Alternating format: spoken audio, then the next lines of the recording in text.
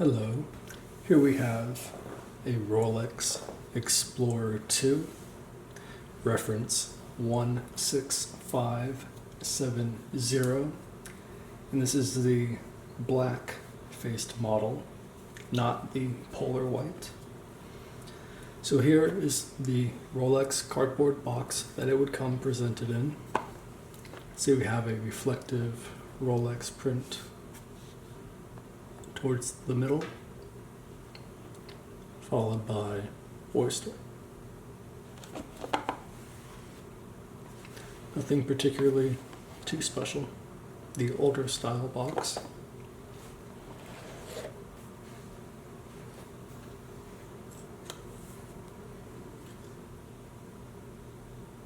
And the Rolex hang tag.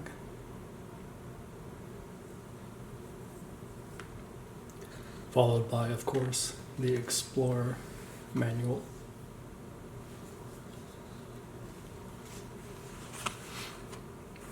And this would be the reference that we have, the 16570. Pictured here is the polar white dial. And this manual goes your typical in-depth watch manual, crown positions, how to set everything, the GMT hand, time zones, and then a brief talk about the Rolex factory. And this is the 2001 manual, which you can see indicated right there.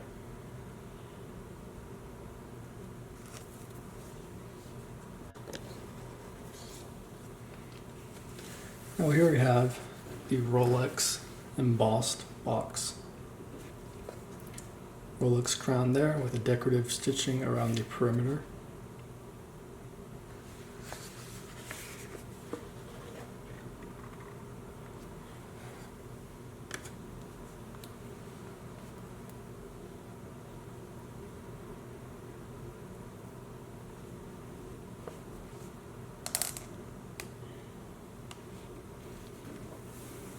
And we have an inlaid wood top and bottom in the matching Rolex green print with their logo. And then going further in depth, I like to store it, when I do store it in this box, just with another cloth in between the bracelet and the watch case back to help prevent any scratching on the case back or on the bracelet. This is how it would come presented, and then this all just removes to reveal a similarly matching wood inlaid bottom.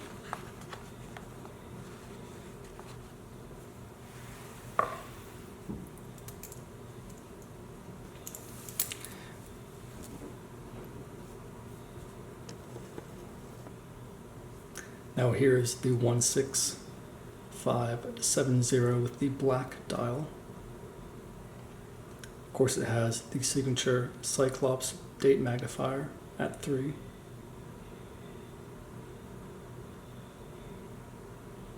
All applied white gold indices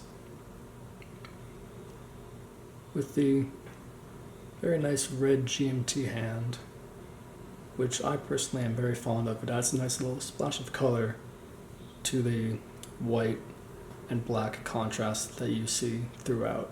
So a nice little stick of red.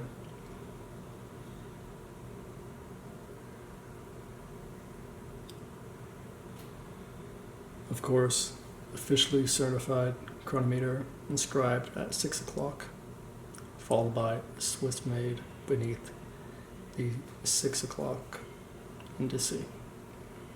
Now we also have a radially brushed fixed 24-hour dial for the GMT hand,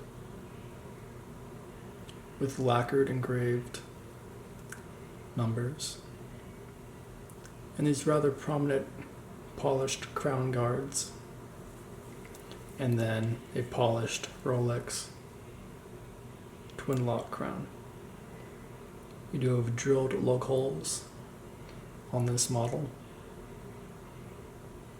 Like I said, this is a 2001 model, and this is also before Rolex started incorporating their 904 stainless steel.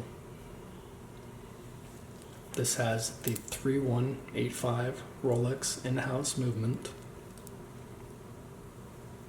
And you can see polished sides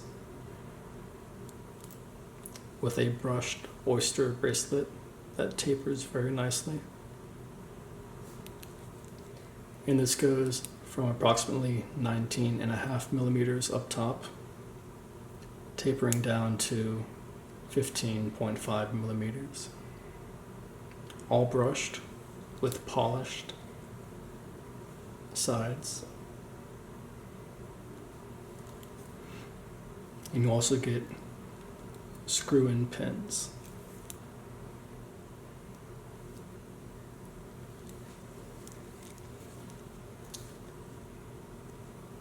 And then of course the stamped Rolex clasp, also brushed, stamped with the Rolex logo, and so that it mirrors the design of the bracelet and the links specifically. It also has a number of micro adjustments, typical to find, and then polishing all across here with Rolex stamped, and it's stamped all the way through, so then you have the reverse.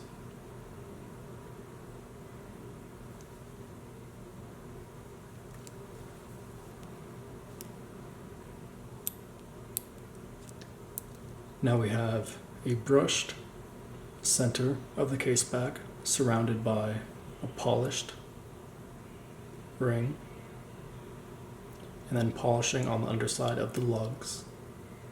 And the drilled lug holes make it incredibly easy to remove this bracelet, throw on a strap, a NATO strap, rubber, whatever it may be, just immensely easy. This is a 40 millimeter and approximately 12 millimeters thick, so it's really quite thin. It sits very well on the wrist. See a slight curvature of the lugs, still very sharp.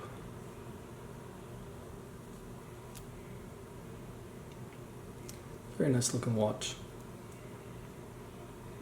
Sporty, but still elegant.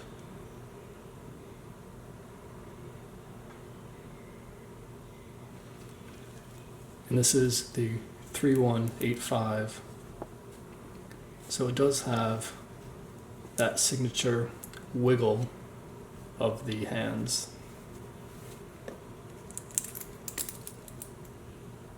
So when the crown is manipulated, of course it is a screw down twin lock Rolex crown.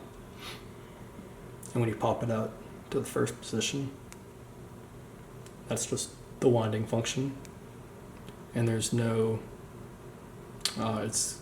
it's unconnected when you go counterclockwise, winding for clockwise, and then pull out to the first position. That is when you have the jumping hour hand as well as the GMT hand. You can see that wiggle.